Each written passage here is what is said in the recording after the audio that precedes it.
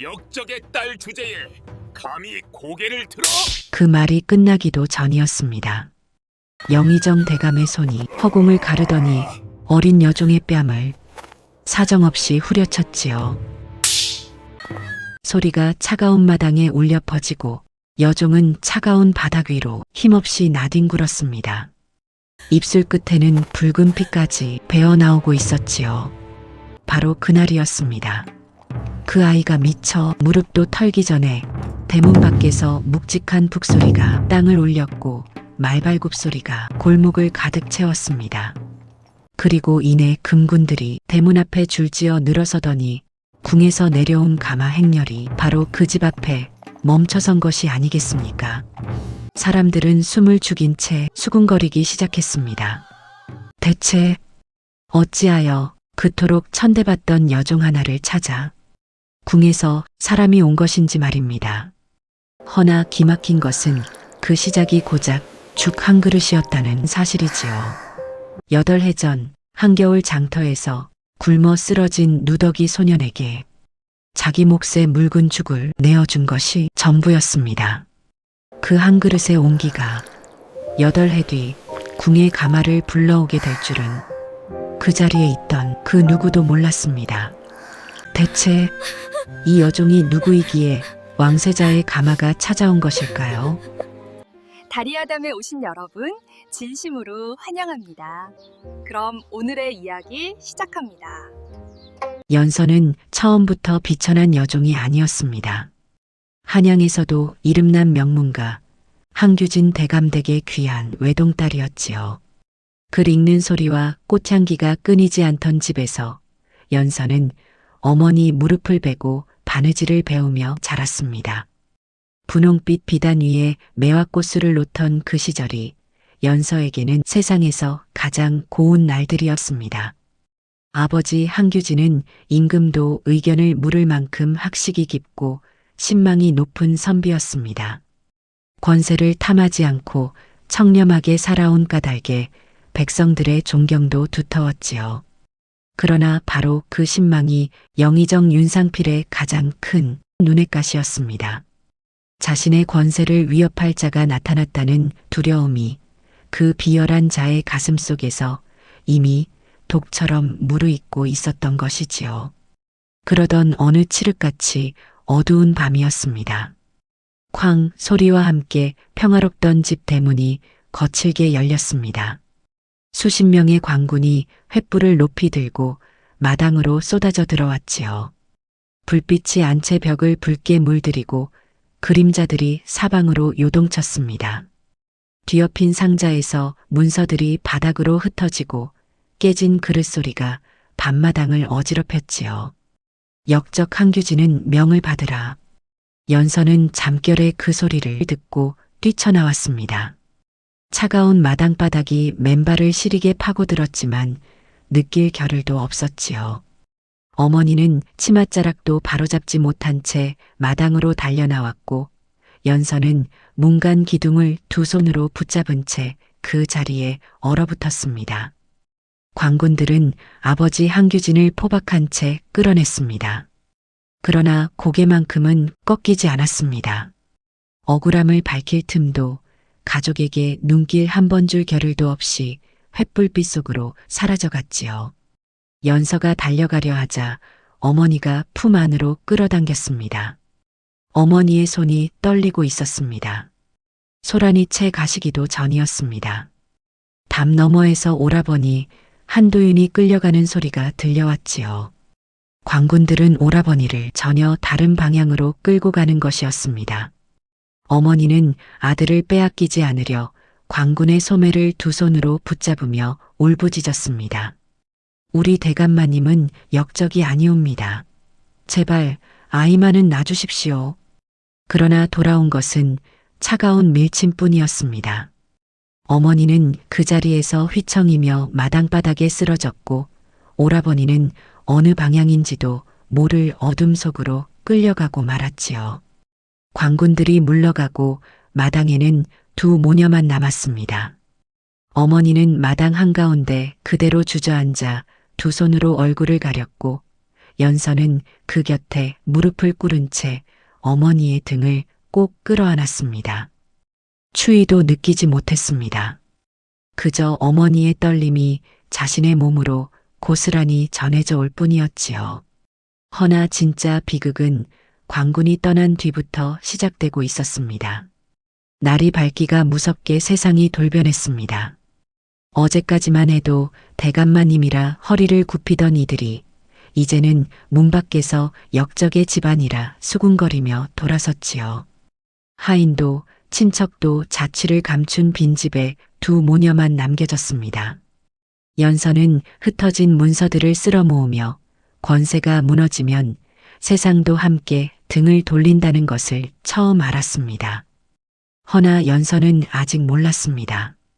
더 깊은 시련이 바로 그 안에서 이미 시작되고 있었다는 사실을 말입니다. 남편은 유배, 아들은 생사불명. 그 충격을 견디지 못한 어머니는 며칠 만에 자리에 눕고 말았습니다.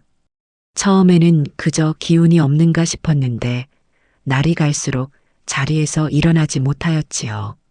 연서는 작은 손으로 물을 떠나르고 젖은 수건으로 어머니의 이마를 정성껏 닦으며 밤낮으로 곁을 지켰습니다. 허나 세상은 참으로 비정했습니다. 어제까지 드나들던 의원도 친척도 이웃도 아무도 역적의 집 문턱을 넘으려 하지 않았지요. 괜한 화를 입을까 두려웠기 때문이었습니다.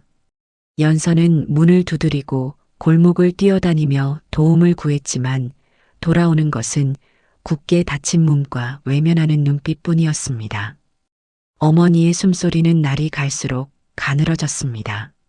그러던 어느 밤 어머니가 가느다란 목소리로 연서의 이름을 불렀습니다. 연서가 손을 꼭 잡자 어머니는 말라버린 손가락으로 딸의 얼굴을 천천히 더듬었지요. 눈이 잘 보이지 않는 듯 했습니다.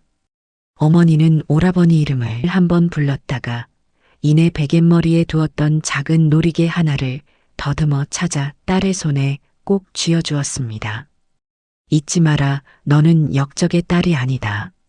그 말을 끝으로 어머니는 연서의 손을 꼭 끌어쥔 채 끝내 숨을 거두고 말았습니다. 등잔불이 가늘게 흔들렸습니다. 연서는 어머니의 손을 놓지 못한 채 그 자리에 굳어 있었지요. 울음소리조차 나오지 않았습니다. 너무 깊이 무너지면 울음도 나오지 않는다는 것을 11살 어린 연서는 그날 밤 처음으로 알게 되었습니다. 그날 이후 연서는 더 이상 누군가의 귀한 딸로 살아갈 수 없게 되었지요.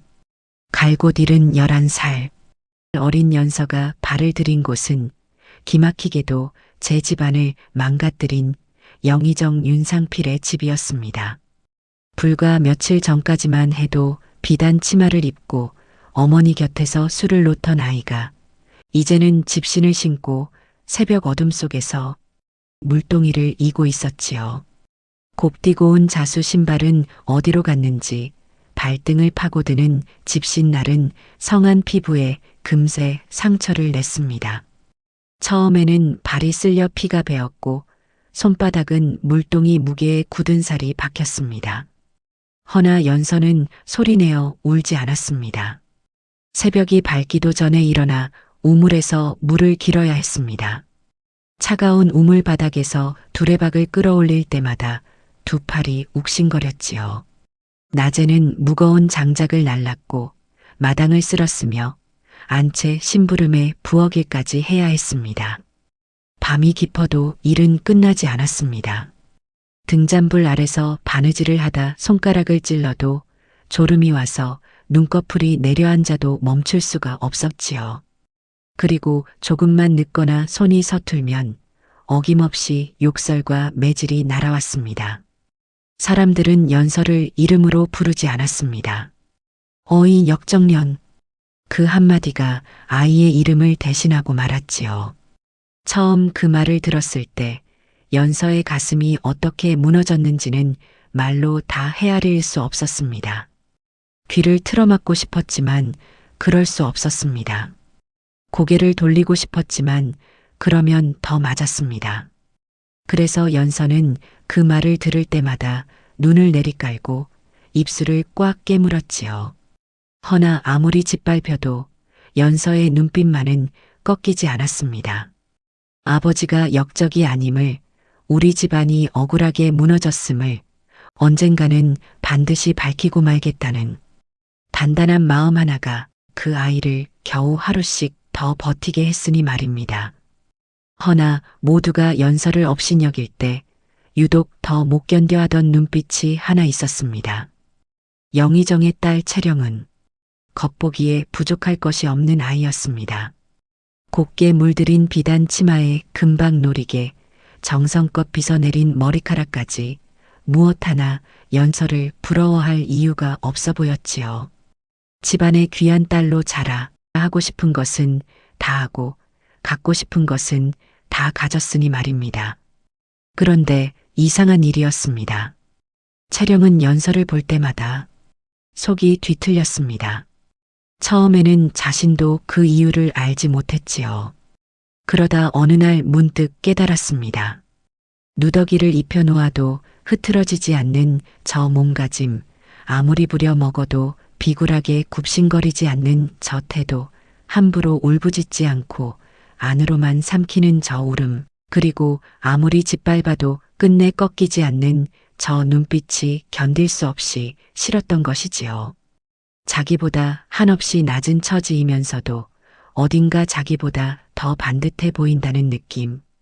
그 느낌이 채령의 속을 긁고 또 긁었습니다. 그날부터 채령은 연서를 더 집요하게 몰아붙이기 시작했습니다. 사소한 일에도 불러세워 더 무거운 심부름을 시켰지요. 좁은 복도를 지나칠 때면 슬며시 발등을 밟고는 모른 척하였고 밥그릇에 몰래 모래를 섞어 넣고는 태연한 얼굴로 앉아 있었습니다. 연서가 모래가 씹히는 죽을 꾹꾹 넘기는 것을 보고서야 채령은 그제야 속이 풀리는 듯 고개를 돌렸지요. 그러나 채령은 아직 몰랐습니다. 연서에게 마지막으로 남은 것이 무엇인지를, 그리고 그것에 손을 대는 순간 자신이 어떤 씨앗을 뿌리게 되는지를 말입니다. 그 고된 나날 속에서도 연서에게는 단 하나, 누구에게도 들키지 않고 간직한 것이 있었습니다. 바로 어머니가 마지막 숨을 고르며 손에 쥐어준 작은 놀이개였지요. 빛바랜 색실해해진 매듭뿐인 보는 이가 보면 그냥 지나칠 만큼 초라한 물건이었습니다. 허나 연서에게 그것은 세상 어느 금은보화보다 귀한 것이었지요. 낮에는 속옷 안쪽 깊숙이 숨겨두었습니다. 일을 하다 누가 몸을 건드릴까봐, 심부름을 나갔다 어디선가 잃어버릴까봐 연서는 그것을 가장 안쪽에 가장 깊은 곳에 품고 다녔습니다. 그리고 모두가 잠든 밤이 되면 비로소 꺼내었지요. 하인방은 좁고 어두웠습니다. 집 냄새와 먼지 냄새가 뒤섞인 차가운 공기 속에서 연서는 구석에 몸을 웅크리고 놀이개를 손안에 꼭 쥐었습니다. 낡은 매듭의 감촉이 손바닥에 닿는 순간 어머니의 가느다란 손가락이 자신의 얼굴을 더듬던 그 밤이 떠올랐지요. 어머니의 목소리가 귓가에 맴돌았습니다. 잊지 마라, 너는 역적의 딸이 아니다. 어머니, 오늘도 버텼습니다. 연서는 소리도 내지 않고 그 말을 속으로 되뇌었습니다. 눈물이 볼을 타고 흘러내려 손등을 적셔도 연서는 놀이개를 쥔 손을 놓지 않았지요. 그것은 단순한 장신구가 아니었습니다. 자신이 누구였는지, 왜 아직 무너지면 안 되는지를 잊지 않게 해주는 마지막 끈이었으니 말입니다. 그 작은 놀이개 하나에 기대어 버텨온 밤들이 어느덧 수백 번을 넘어가고 있었습니다. 그리고 바로 그 무렵이었습니다. 몹시 춥던 어느 겨울 장날, 연서의 운명을 송두리째 바꾸어 놓을 만남이 소리 없이 다가오고 있었으니 말입니다. 그날도 연서는 안채 심부름을 마치고 장터를 가로질러 돌아오는 길이었습니다. 한겨울 장터는 살을 애는 칼바람으로 가득했지요. 생선 비린내와 된장 끓는 냄새가 찬 공기 속에 뒤섞였고 상인들의 외침 소리와 발걸음 소리가 좁은 골목을 가득 채우고 있었습니다. 연서는 곱은 손을 소매 안으로 밀어넣으며 발걸음을 재촉했지요. 그런데 이상했습니다. 사람들이 장터 한쪽 귀퉁이만을 슬슬 피해서 돌아가고 있었지요. 누군가는 코를 틀어막으며 고개를 돌렸고 아이들은 그쪽을 향해 돌멩이를 던지며 낄낄거렸습니다. 지나가던 상인 하나가 혀를 끌끌 차며 발길로 흙을 걷어찼지요. 재수도 없어라. 저런 것이 여기서 뒤지면 어쩌려고. 연서의 시선이 그쪽으로 향했습니다. 장터 구석, 낡은 집더미 옆에 소년 하나가 쓰러지듯 웅크려 있었습니다. 누더기를 뒤집어 쓴 채 미동도 하지 않는 모습이 언뜻 보면 버려진 짐짝처럼 보였지요. 연서는 발을 멈추었습니다. 가까이 다가서자 흙과 핏자국으로 범벅이 된 얼굴이 보였습니다. 손등에는 상처가 터져 말라붙어 있었고 입술은 핏기 하나 없이 새파랗게 질려 있었지요. 찬바람이 불어올 때마다 누더기 자락이 파르르 떨렸으나 그 아이는 그것을 여밀 기력조차 없어 보였습니다. 차가운 장터 바닥에 그대로 엎드린 채 가느다란 숨만 겨우 이어가고 있었지요. 지나가는 사람들은 아무도 멈추지 않았습니다. 오히려 더 빠르게 발걸음을 옮겼지요. 저런 아이에게 손을 내밀었다가 괜한 일에 휘말릴까 두려웠던 것이었습니다. 세상이란 것이 쓰러진 자에게는 언제나 그토록 차가운 법이었지요. 연서는 그 자리에 멈춰서서 소년을 내려다보았습니다. 자기 형편도 넉넉지 않은 연서는 과연 그 아이를 외면할 수 있었을까요? 연서는 한참을 망설였습니다. 발을 떼었다가 다시 멈추었습니다. 남을 돌아볼 처지가 아니라는 것을 누구보다 잘 알고 있었지요. 자신도 오늘 제대로 먹지 못한 터였고 빨리 돌아가지 않으면 채령에게 또 불려가 꾸지람을 들을 것이 뻔했습니다. 허나 연서는 소년의 손을 보았습니다. 상처가 터져 말라붙은 손등 위로 차가운 바람이 소리 없이 지나가고 있었지요. 그 순간 연서는 발길을 돌렸습니다. 부엌으로 뛰어가 제 몫으로 남겨두었던 묽은 죽 한 사발을 들고 나왔습니다. 그날 하루 연서가 제대로 먹을 수 있는 유일한 음식이었지요.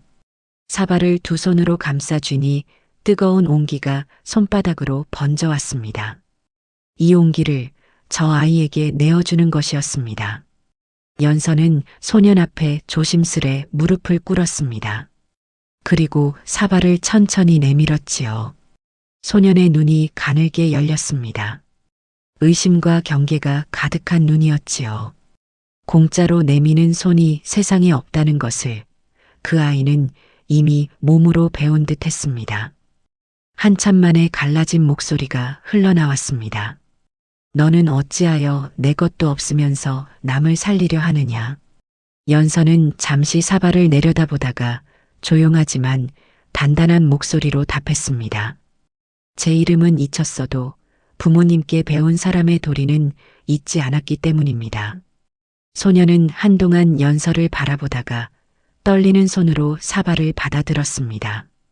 뜨거운 사발이 차갑게 굳어있던 손바닥에 닿는 순간 소년의 눈이 미세하게 흔들렸지요. 첫 숟가락을 떠 입에 넣는 순간 소년은 아무 말도 하지 않았습니다. 다만 눈을 천천히 감았습니다. 오랫동안 차갑기만 했던 몸속으로 뜨거운 것이 흘러드는 듯 굳었던 어깨가 아주 조금씩 내려앉기 시작했지요. 연서는 그 곁에 말없이 앉아 소년이 다 먹을 때까지 자리를 지켰습니다. 그런데 연서가 그 아이에게 내어준 것은 죽 한 그릇만이 아니었습니다. 소년은 사발을 다 비우고 나서도 한동안 말이 없었습니다. 빈 사발을 두 손으로 감싼 채 바닥을 내려다보고 있었지요. 아까보다 숨이 조금 고르게 된 것 같았지만 눈빛은 여전히 어딘가 꺼져 있는 것처럼 보였습니다. 연서는 그 눈빛을 보며 천천히 입을 열었습니다. 저도 가끔은 다 놓아버리고 싶을 때가 있습니다. 소년이 눈을 들었습니다. 어머니는 돌아가셨고 아버지와 오라버니는 어디 계신지도 모릅니다. 매일매일이 그저 버티는 것뿐이지요. 연서는 잠시 먼 곳을 바라보다가 다시 이었습니다. 허나 그래도 버팁니다. 어머니는 하늘에서 저를 보고 계실 것이고 아버지와 오라버니도 어디선가 저를 잊지 않고 계실 거라 믿으니까요. 연서는 소년을 바라보며 조용히 말했습니다. 사람은 자기를 잊지 않은 이가 있다고 믿으면 조금 더 버틸 수 있더군요. 찬바람이 두 사람 사이를 스치고 지나갔습니다. 장터의 소란이 저 멀리 있는 것처럼 느껴지는 순간이었지요. 소녀는 아무 말도 하지 않았습니다. 다만 연서를 바라보는 눈빛이 아까와는 달라져 있었습니다. 경계하던 눈빛이 어느새 사라지고 무언가를 조용히 새기는 눈이 되어 있었지요. 그때 연서는 소년의 손등을 내려다보았습니다. 상처가 터진 채 그대로 굳어 있었지요. 연서는 말없이 자기 머리에 묶인 낡은 댕기를 풀었습니다. 빛도 바래고 헤어진 댕기였으나 연서는 소년의 손목과 손등을 조심스레 정성껏 감아주었지요. 차갑게 굳어있던 손에 연서의 따뜻한 손길이 닿았습니다. 그러니 당신도 버티세요. 누군가는 반드시 당신을 기다리고 있을 것입니다. 그 소년이 바로 궁 안팎 권력 다툼 속에서 호위와 흩어져 장터까지 흘러든 왕세자 이강이었으니 말입니다. 그리고 그날의 죽 한 그릇과 낡은 댕기 조각은 세자의 가슴 속에서 사라지지 않았습니다. 이강은 가까스로 궁으로 돌아왔습니다. 다시 골룡포를 걸치고 세자의 자리에 앉았지요. 신하들은 여느 때와 다름없이 허리를 굽혔고 궁 안은 다시 제 질서를 찾아갔습니다. 허나 이강의 마음 한구석은 좀처럼 제자리를 찾지 못했습니다. 밤이 되어 혼자 침전에 들면 눈을 감아도 잠이 오지 않았지요. 눈꺼풀 안쪽에 장터의 풍경이 그대로 남아 있었습니다. 차갑게 굳은 손바닥 위로 뜨거운 사발이 얹히던 그 온기, 아무것도 바라지 않는 눈으로 자신을 바라보던 그 아이의 눈빛, 그리고 그 아이가 남긴 말이 자꾸만 귓가를 맴돌았지요. 사람은 자기를 잊지 않은 이가 있다고 믿으면 조금 더 버틸 수 있다고 하였습니다. 이강은 침전 등잔 아래에서 댕기 조각을 꺼내 들었습니다. 낡고 해진 천 조각이었지요. 색도 바래고 매듭도 풀려 있었으나 이강은 그것을 손바닥 위에 올려놓고 한동안 바라보았습니다. 차가웠던 손에 처음으로 온기가 닿던 그 순간이 손바닥에 아직 남아있는 것만 같았지요. 이강은 사람을 시켜 그 아이를 수소문했습니다.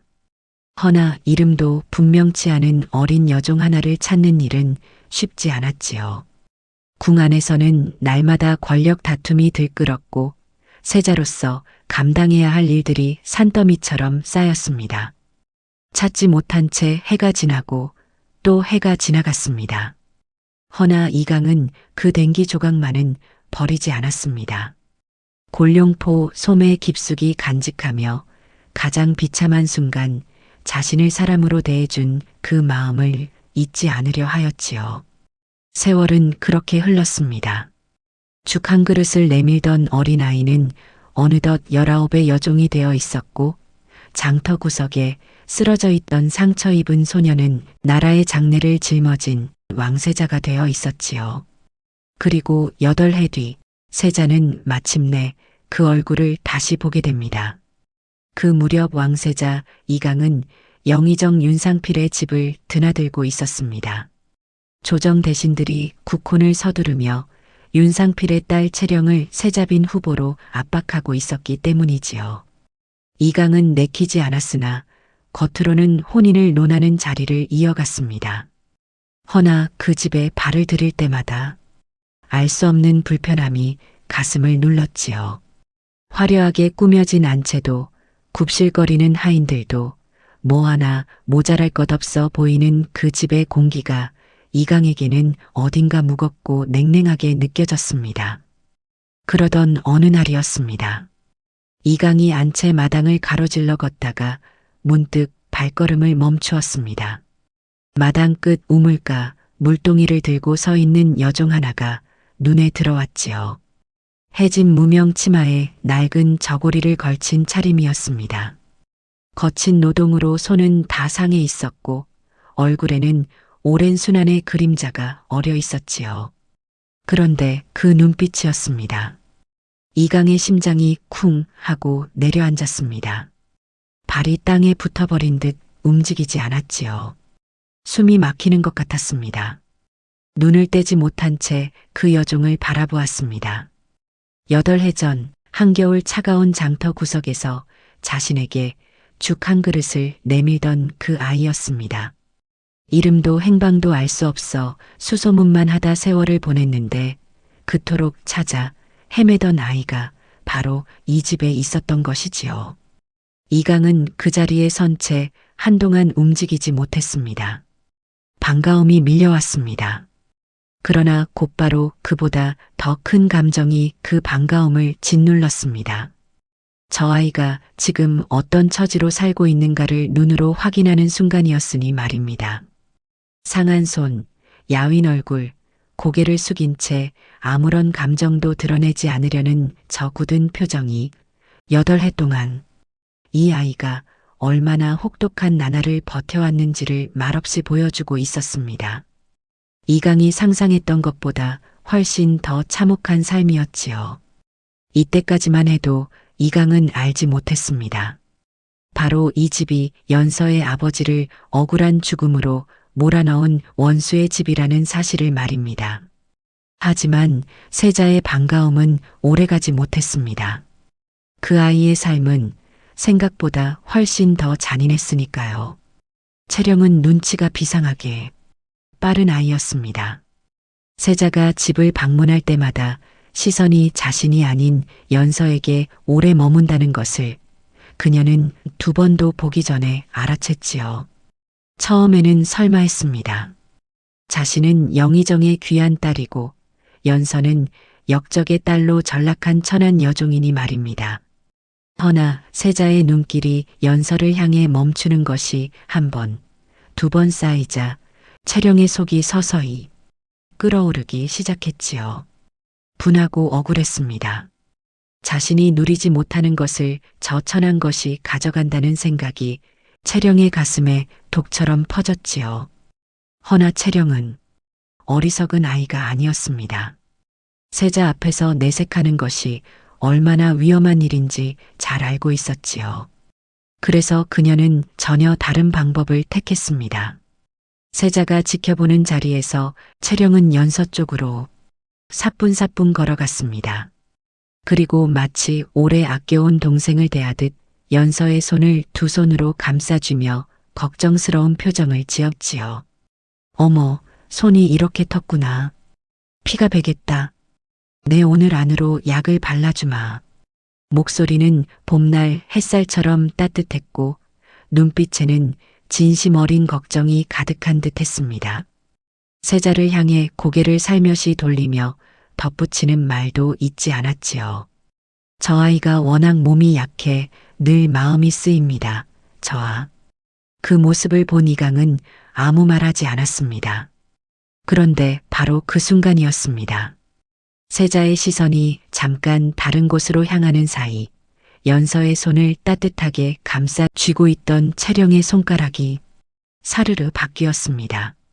부드럽게 잡고 있던 손이 손목을 꽉 틀어쥐었지요. 연서의 눈이 순간 커졌습니다.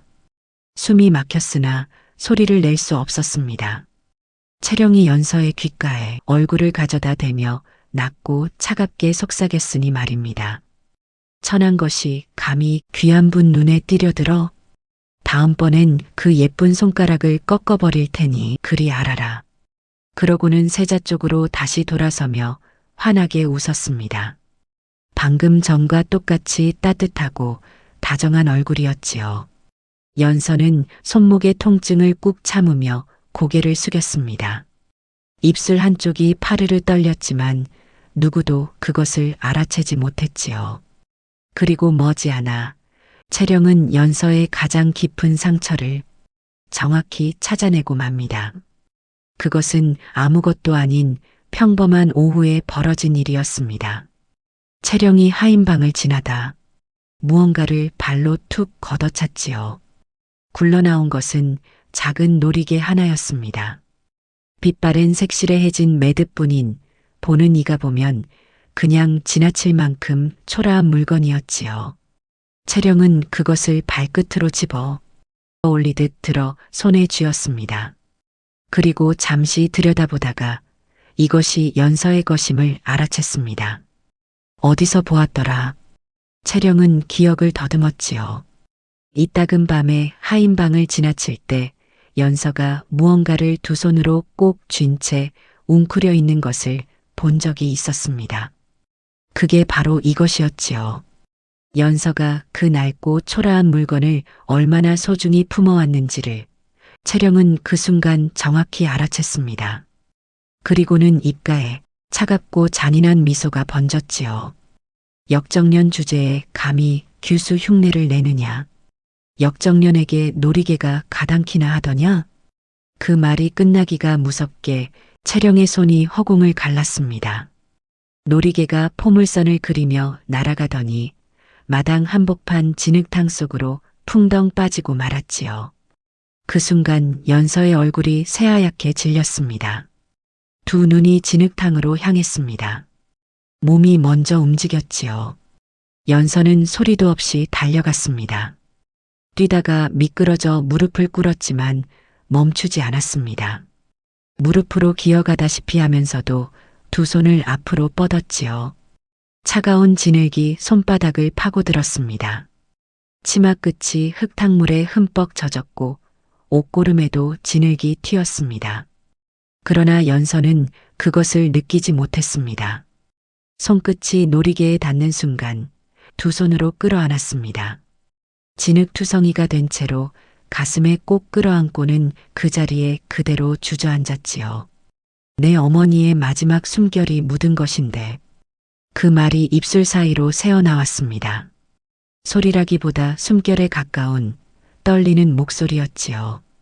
연서는 고개를 숙인 채 놀이개를 가슴에 안고 있었습니다.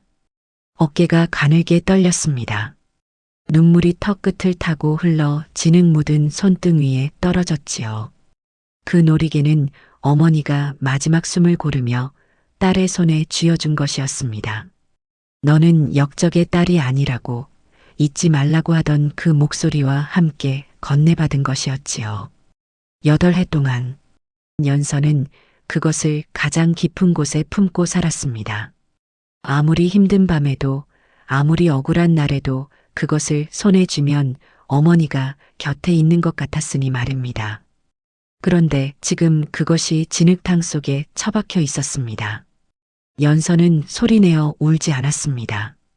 울음을 참는 것이 아니라 너무 깊이 무너져 울음조차 나오지 않는 것이었지요.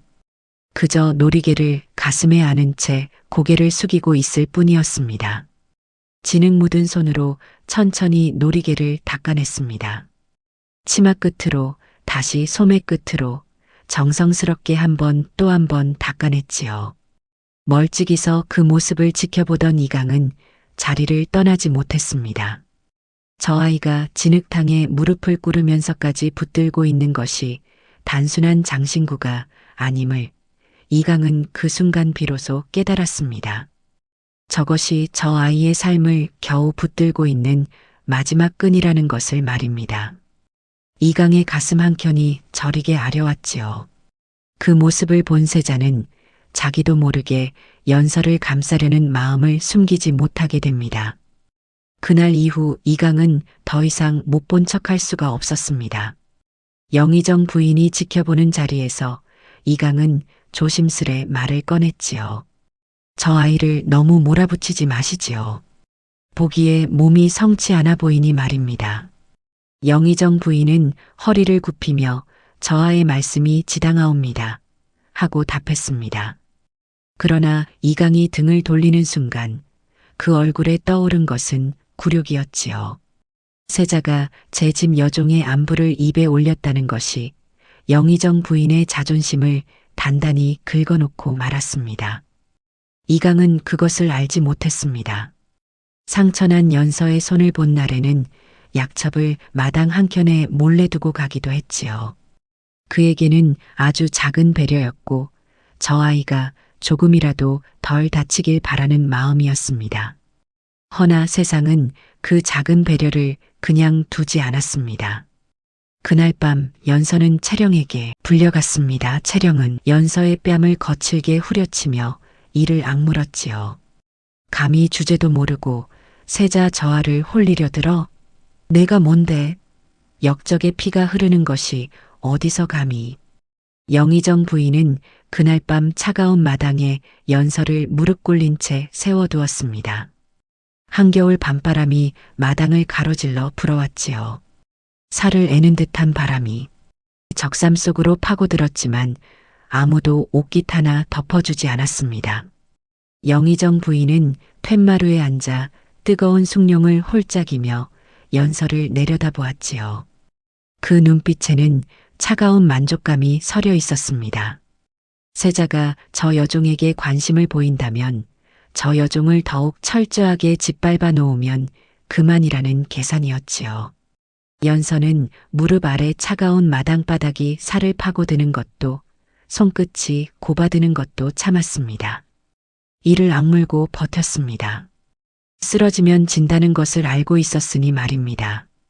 며칠 뒤 이강은 사람들 눈을 피해 연서를 따로 불러 세웠습니다. 걱정이 담긴 눈으로 연서를 바라보았지요. 허나 연서는 고개를 들지 않은 채 단정하고 차가운 목소리로 말했습니다. 저하의 자비는 저 같은 것들에겐 화가 됩니다. 정절을 살리고 싶으시다면 제발 저를 죽은 듯 모른 채 해주십시오. 그 말을 남기고 돌아선 연서는 빠르게 걸음을 옮겼습니다. 사람들 눈이 닿지 않는 어두운 회랑 끝 모퉁이에 이르러서야 비로소 발을 멈추었지요. 차가운 담벼락에 등을 기대고 천천히 주저앉았습니다. 무릎을 끌어안고 얼굴을 묻었지요. 어깨가 가늘게 떨렸습니다. 살고 싶어서였습니다. 버티고 싶어서였지요. 그런데 살기 위해서는 정작 가장 기대고 싶은 사람을 스스로 밀어내야 했습니다. 도움을 받고 싶으면서도 그 도움이 더 큰 화가 되어 돌아온다는 것을 알기에 연서는 그것을 거절해야 했지요. 그 마음이 얼마나 사무쳤으면 연서는 혼자 웅크린 채 소리도 없이 흐느꼈습니다. 회랑 끝 어둠 속에서 아무도 듣지 못하도록 아무도 보지 못하도록 그렇게 홀로 울었지요. 그리고 그 말은 왕세자 이강을 완전히 다른 사람으로 바꾸어 놓았습니다. 연서의 말이 이강의 가슴에 박혔습니다. 저하의 자비는 저 같은 것들에겐 화가 된다고 하였지요. 그 말을 들은 밤 이강은 침전에 홀로 앉아 오래도록 생각했습니다. 연서를 직접 감싸는 것이 오히려 연서를 더 위험하게 만든다면 자신이 해야 할 일은 따로 있었지요. 이강은 조용히 움직이기 시작했습니다. 깊은 밤 등잔을 바짝 끌어당긴 채 그는 믿을 수 있는 신복 하나를 불러 낮은 목소리로 명을 내렸지요. 조작된 장부를 찾아라. 사라진 서찰의 행방을 추적하라. 유배 명령서의 인장이 진짜인지도 반드시 확인하라. 겉으로는 혼담을 이어가는 척했으나 속으로는 이미 윤상필과 한규진 사건의 진실을 파헤치고 있었습니다. 허나 조사는 쉽지 않았습니다. 입을 열려는 관리마다 다음 날이면 자취를 감추었지요. 증인을 찾아가면 이미 다른 곳으로 옮겨간 뒤였습니다. 법보다 무서운 것이 생계였고 정의보다 가까운 것이 보복이었던 것이지요. 윤상필의 손이 얼마나 길게 뻗어 있는지 조사하면 할수록 그 뿌리가 생각보다 훨씬 깊고 넓다는 것이 드러났습니다. 그러던 어느 날 밤이었습니다. 신복이 낡은 문서 꾸러미 하나를 들고 왔습니다. 먼지가 뿌옇게 쌓인 채 어느 창고 깊숙이 묻혀 있던 것이었지요. 이강은 등잔을 바짝 당겨 그 문서를 펼쳤습니다. 누렇게 바랜 종이 위에 빼곡한 글씨들이 눈에 들어왔지요. 한규진의 이름이 있었습니다. 이강의 손이 멈추었습니다. 눈이 글씨를 따라 천천히 내려갔지요. 한규진이 역모를 꾀한 것이 아니라 오히려 윤상필의 비리를 막으려 상소를 올렸다는 정황이 선명히 드러나 있었습니다. 유배 명령을 꾸민 기록, 거짓 증언을 한 관리들의 이름, 조작된 인장의 흔적이 하나씩 맞물려 들어왔지요. 그 종이 위에 글씨를 따라가던 이강의 손끝이 자기도 모르게 떨렸습니다. 한 사람의 충신이 억울하게 죽고 그 남은 가족이 8해를 짓밟혀 온 세월이 차디찬 기록 위에 너무도 선명하게 남아 있었으니 말입니다. 이강은 눈을 감았습니다. 다시 눈을 떴을 때 시선이 문서 맨 아래 이름 하나에 가 닿았지요. 결정적 서찰을 조작한 자, 윤상필이었습니다. 이강은 천천히 문서를 내려놓았습니다. 손이 떨리고 있었지요. 자신이 국혼 문제로 드나들던 그 집이 연서의 아버지를 죽음으로 몰아넣은 원수의 집이었습니다. 진흙탕에 무릎을 꿇고 놀이개를 끌어안던 연서의 모습이 눈앞에 떠올랐지요. 8해 동안 역적의 딸이라 불리며 짓밟혀온 그 아이가 사실은 충신의 딸이었습니다. 이강은 주먹을 천천히 쥐었습니다. 등잔불이 가늘게 흔들렸지요. 그리고 바로 그때 끊어진 줄 알았던 연서 집안의 핏줄 하나가 다시 살아 움직이고 있었습니다. 그 문서 꾸러미 속에는 또 하나의 이름이 있었습니다. 한도윤, 연서의 오라버니였지요. 이강은 그 이름을 손끝으로 짚으며 신복에게 명했습니다. 이 사람의 생사를 확인하라고, 어느 변방에 있든 반드시 찾아내라고 말입니다.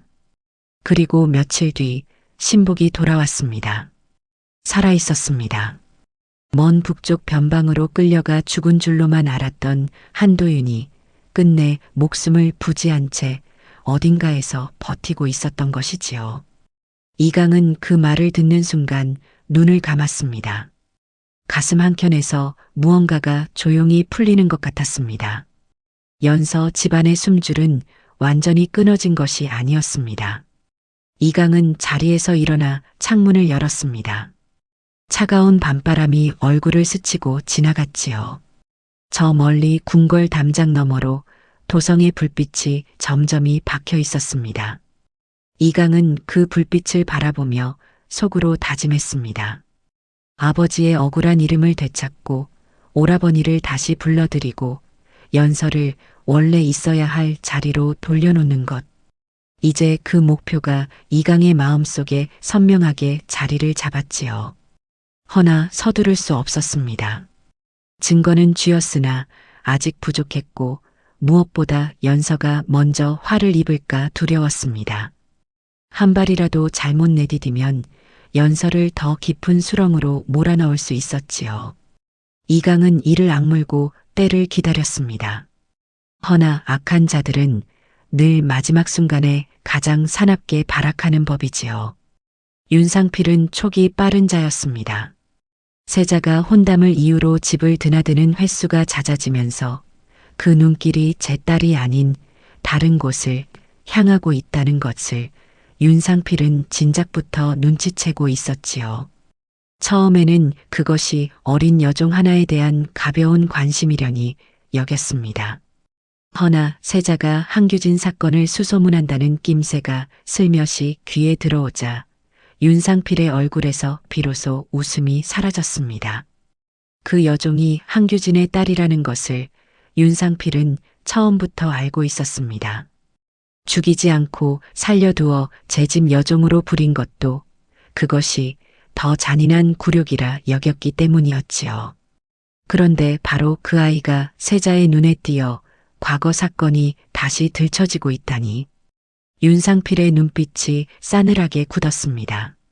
한편 채령은 이미 반쯤 이성을 잃은 상태였습니다.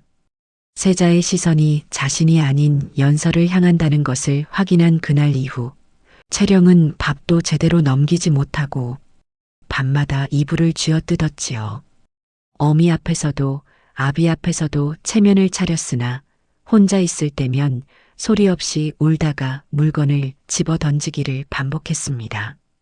귀하게 자란 딸이 천한 여종에게 밀렸다는 수치심이 그녀를 독처럼 갉아먹고 있었지요. 부녀가 밤늦게 마주 앉았습니다.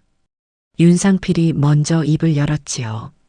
목소리는 낮고 차분했으나 그 안에 담긴 것은 냉혹한 결단이었습니다. 저 계집을 치워야겠다. 병든 하녀를 요양 보낸다는 핑계였습니다. 허나 실상은 연서를 아무도 찾을 수 없는 곳으로 보내어 다시는 세자의 눈앞에 나타나지 못하게 하려는 속셈이었지요. 멀고 외진 곳에 처박아 두면 연서는 그대로 잊히고 말 것이었습니다. 연서는 그 낌새를 느끼고 있었습니다. 며칠 전부터 자신을 바라보는 눈빛들이 달라졌지요. 영의정 부인이 지나치며 흘기는 눈초리가 예사롭지 않았고 하인들이 자신을 피해 돌아가는 것도 느껴졌습니다. 무언가 꾸며지고 있다는 것을 연서는 온몸으로 감지하고 있었지요. 밤이 되면 연서는 하인방 구석에 몸을 웅크리고 놀이개를 손안에 꽉 쥐었습니다. 낡은 매듭의 감촉이 손바닥에 닿을 때마다 어머니의 목소리가 귓가를 맴돌았지요. 잊지 마라. 너는 역적의 딸이 아니다. 연서는 눈을 감고 그 말을 속으로 되뇌었습니다. 무서웠습니다. 허나 무너질 수 없었습니다. 아직 끝나지 않았다는 것을 연서는 어딘가에서 희미하게 느끼고 있었지요. 이강 또한 서두르고 있었습니다. 결정적 증거를 손에 쥐었으나 연서가 먼저 화를 입을까 두려워 한 발 조심스럽게 내딛던 이강은 연서를 치워버리려 한다는 낌새를 감지하는 순간 더 이상 기다릴 수 없음을 깨달았습니다. 이제 한 발만 늦어도 연서는 다시는 돌이킬 수 없는 화를 입을지 몰랐으니 말입니다. 그리고 바로 그날 영의정 집안에서는 마지막 폭풍이 터지고 맙니다.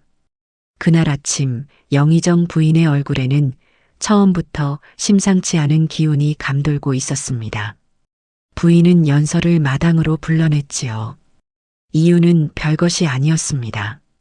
찬물을 늦게 올렸다느니 문살을 바로 닫지 않았다느니 들으면 들을수록 죄가 될 수 없는 일들을 늘어놓으며 연서를 몰아세웠지요. 허나 연서는 알고 있었습니다. 이것이 트집이 아니라 시작이라는 것을, 오늘이 예사로운 날이 아니라는 것을 온몸이 먼저 느끼고 있었지요. 연서는 고개를 깊이 숙인 채 겨우 답했습니다. 그것이 아니옵니다, 마님. 그 순간이었습니다. 곁에 서 있던 윤상필의 눈빛이 싸늘하게 굳더니 느닷없이 고함이 마당을 갈랐습니다. 역적의 딸 주제에 감히 고개를 들어? 윤상필의 손이 허공을 가르며 연서의 뺨을 사정없이 후려쳤습니다. 찰싹 소리가 차가운 마당에 울려 퍼졌지요. 연서는 그 자리에서 휘청이다 차가운 마당바닥 위로 나뒹굴었습니다. 입술 끝에서 비린 맛이 났지요. 손바닥이 바닥을 짚었으나 일어설 기력이 쉬이 오지 않았습니다. 바로 그 순간이었습니다. 대문 밖이 갑자기 술렁이기 시작했지요. 묵직한 북소리가 땅을 울렸고 말발굽 소리가 골목을 가득 채웠습니다. 그리고 쾅! 소리와 함께 대문이 활짝 열리며 금군과 포도군관들이 한꺼번에 쏟아져 들어왔지요. 그들 뒤로 궁에서 내려온 가마가 천천히 모습을 드러냈습니다. 가마문이 열리고 왕세자 이강이 내려섰습니다. 골룡포를 단정히 갖춰 입었으나 그 눈빛은 평소와 달랐습니다. 분노로 서늘이 빛나는 눈이었지요. 금군과 포도 공간들마저 숨을 죽일 만큼 그날의 이강은 더 이상 혼담에 끌려다니던 세자가 아니라 하늘의 뜻을 받들어 죄를 묻는 왕세자 그 자체였습니다. 그의 손에는 두툼한 문서 꾸러미가 들려 있었습니다. 영의정 윤상필의 하늘을 무너뜨릴 죄목들이 빼곡히 담긴 것이었지요. 이강은 마당바닥에 쓰러진 연서에게로 먼저 눈이 갔습니다. 그리고 천천히 걸어가 연서 앞에 멈춰섰지요. 낮고 또렷한 목소리가 마당 전체를 울렸습니다. 이 아이는 더 이상 이 집의 여종이 아니다. 마당에 있던 모든 사람이 숨을 멈추었습니다. 억울하게 역적으로 몰려 죽은 충신 한규진의 딸이니 지금 이 자리에서 그 신분을 되찾는다. 그 말이 끝나기가 무섭게 포도 군관들이 움직였습니다. 윤상필의 두 팔이 뒤로 묶였지요. 포승줄이 손목을 조여드는 순간 그토록 위세 높던 영의정의 얼굴이 허옇게 질렸습니다. 다리가 풀리는 것인지 윤상필은 그 자리에서 비틀거렸지요. 담장 너머에서 구경하던 이웃들이 하나둘 고개를 내밀기 시작했습니다. 금세 수군거림이 번졌지요. 어이구, 저것 봐. 영의정 대감이 포승줄에 묶이다니. 역적을 만든 자가 되려 역적이 되는 꼴이로구나. 영의정 부인은 넋이 나간 채 마당에 주저앉았습니다. 어제까지만 해도 허리를 굽히던 하인들이 슬금슬금 뒤로 물러나며 눈길을 외면했지요. 채령은 그 자리에서 얼굴을 두 손으로 감쌌습니다. 영의정 집딸이라 굽실거리던 이웃들이 이제는 손가락을 들어 그녀를 가리키며 혀를 끌끌 찼지요. 연서는 마당바닥에 그대로 앉은 채 그 광경을 바라보았습니다. 뺨이 아직 얼얼했습니다. 입술 끝에서는 아직 피 맛이 났지요. 허나 지금 이 순간 그것은 느껴지지 않았습니다. 8해였습니다. 역적의 딸이라 불리며 짓밟혀온 8해의 세월이 이제 비로소 뒤집히고 있었습니다. 허나 억눌렸던 한이 풀린 것은 이것이 전부가 아니었습니다. 이제 남은 것이 있었으니 말입니다. 이 마당에 소란이 서서히 잦아들었습니다.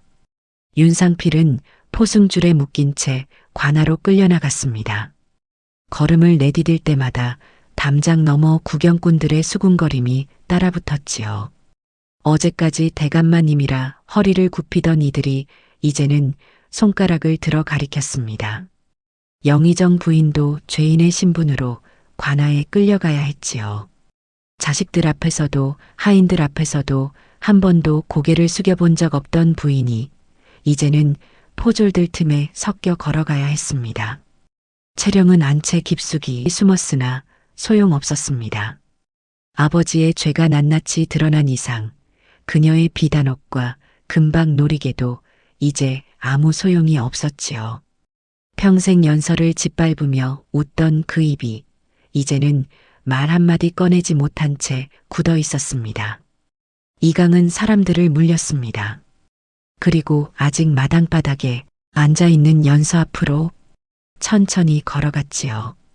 세자의 위엄도 격식도 거두었습니다. 연서 앞에 조용히 무릎을 낮추었지요. 두 사람의 눈높이가 같아졌습니다. 이강은 말없이 품속으로 손을 넣었습니다. 그리고 꺼낸 것은 비단도 금도 아니었습니다. 낡고 해진 댕기 조각 하나였지요. 빛도 바래고 매듭도 풀려 있었으며 천끝은 너덜너덜하게 달아 있었습니다. 그러나 이강은 그것을 두 손으로 조심스럽게 펼쳐 연서 앞에 내어 보였지요. 연서의 눈이 그것에 닿았습니다. 손이 천천히 올라왔습니다. 떨리는 손가락 끝이 댕기 위에 살며시 얹혔지요. 낡은 천의 감촉이 손끝에 닿는 순간 연서의 숨이 멎는 듯 했습니다. 손가락이 천천히 무늬 위를 더듬었습니다. 한 번, 또 한 번. 이 문이었습니다. 어린 시절 어머니가 자신의 머리에 정성껏 묶어주셨던 바로 그 댕기였지요. 한겨울 장터에서 굶어 쓰러진 소년의 손에 감아주었던 그 천조각이었습니다. 어머니의 손길이 담긴 것을 그 아이의 상처에 감아주었던 것이었지요. 그런데 그것이 8해 동안 이 사람의 품속에 있었습니다. 연서의 눈이 흔들렸습니다. 이강이 낮고 조용한 목소리로 말했습니다. 그날 내가 내 손에 묶어준 것은 천조각이 아니었다. 연서는 고개를 들지 못했습니다. 눈물이 차오르는 것이 느껴졌지요. 내가 내어준 죽 한 그릇이 내가 그 자리에서 버틸 수 있었던 이유였다.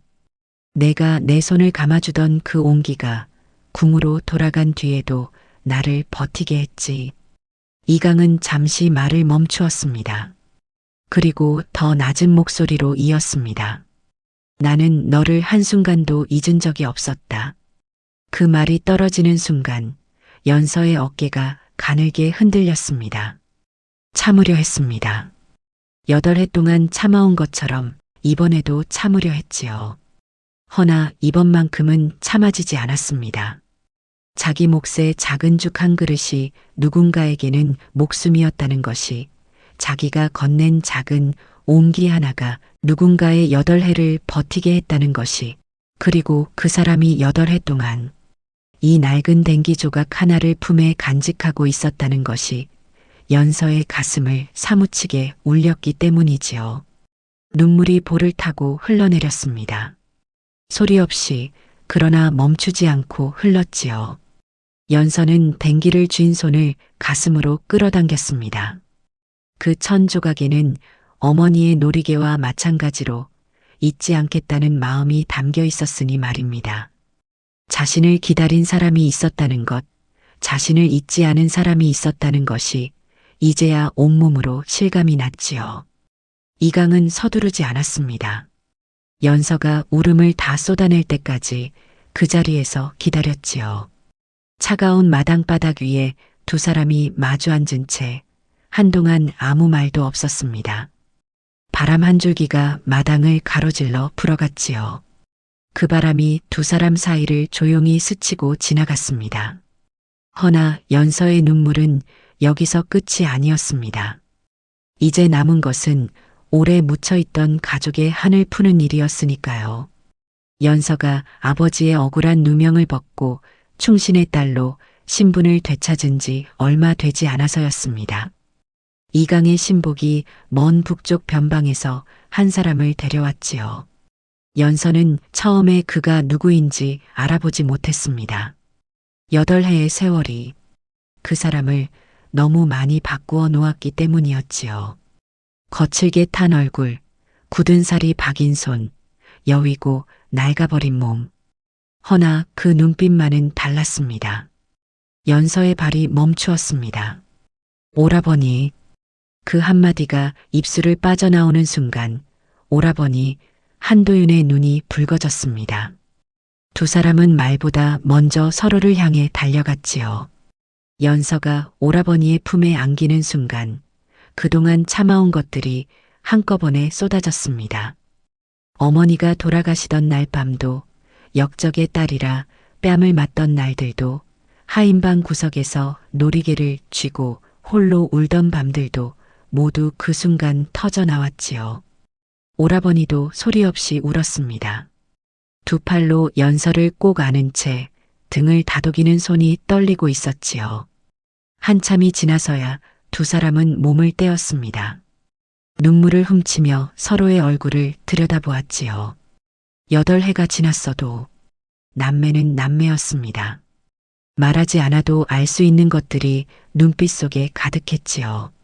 남매는 함께 부모의 무덤을 찾았습니다. 무덤 앞에 선 연서는 한동안 말을 잇지 못했습니다. 낙엽이 바람에 쓸려 무덤가를 지나갔지요. 연서는 천천히 무릎을 꿇고 엎드렸습니다.